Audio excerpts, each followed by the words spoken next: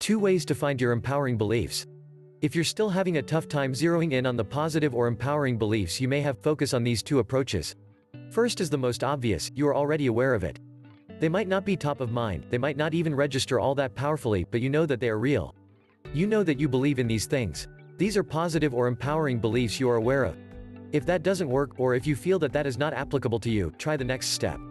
I've already brushed over this, but let me repeat it again. Find areas of your life you're happy with and trace them to your beliefs. For example, if you have a job, that can be traced to a belief. You believe you're responsible to a certain degree. You believe that you need to show up at that job and you need to show up on time.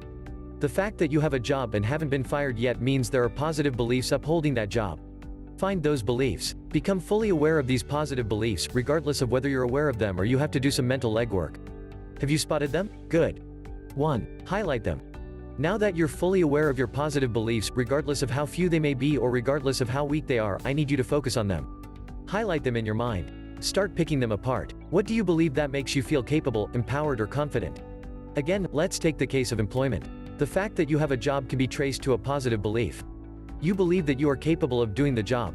You believe that you have what it takes to go through the duties related to that job. These are good enough. You don't necessarily have to have some sort of dramatic, gigantic, glaring positive belief. As long as they're real, you can use them. Pick these apart. What do you believe that makes you feel capable?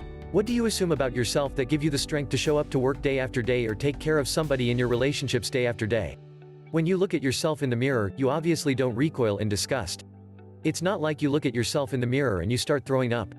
There is some sort of belief there. Find that flicker of positivity. Be honest with yourself and look for the things that you are confident about. Now, the next step is going to take a little work, admittedly, but it needs to be done. I need you to focus on these beliefs and start feeling good about them. Seriously. Start feeling good about the fact that you believe that you should show up at work on time. Start feeling good about the fact that you believe in yourself enough to do a decent job. At least it's decent enough not to get fired, right? Feel good about these. Again, we're not talking about scale. We're not talking about something overly dramatic or huge. As long as they're real and they're positive, feel good about them. Become fully aware of these beliefs about yourself. 2. Emphasize your positive beliefs. Now that you have found positive beliefs in your life and you have mentally highlighted them so their details are clear, you need to take one final step. The next step is to emphasize them. Make them top of mind. In fact, make it a point to say things about them. For example, when you show up to work, you say to yourself, I do a great job. I know what I'm doing. I am a skilled and experienced person. I am worthy. When you are thinking about your beliefs about your relationships, tell yourself, I am worth loving, I am worth respecting, and I give people respect. I make people feel good, and they make me feel good. Whatever the situation may be, focus on the belief and the positivity it contains and turn them into affirmations. The great thing about affirmations is that you verbalize things what you are thinking. This enables you to keep them top of mind and to emotionally and mentally focus on them. When you emotionally tune into these realities, you are able to tap into the power of that belief. There's less mental and emotional pollution between the filter of belief that you choose and the stimuli of your outside world. This leads to a clearer cause and effect connection between what you perceive, what you choose to believe, and how you feel, and ultimately, your actions.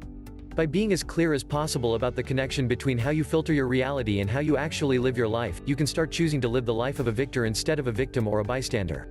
Let me be clear, there are 2 types of people in this world.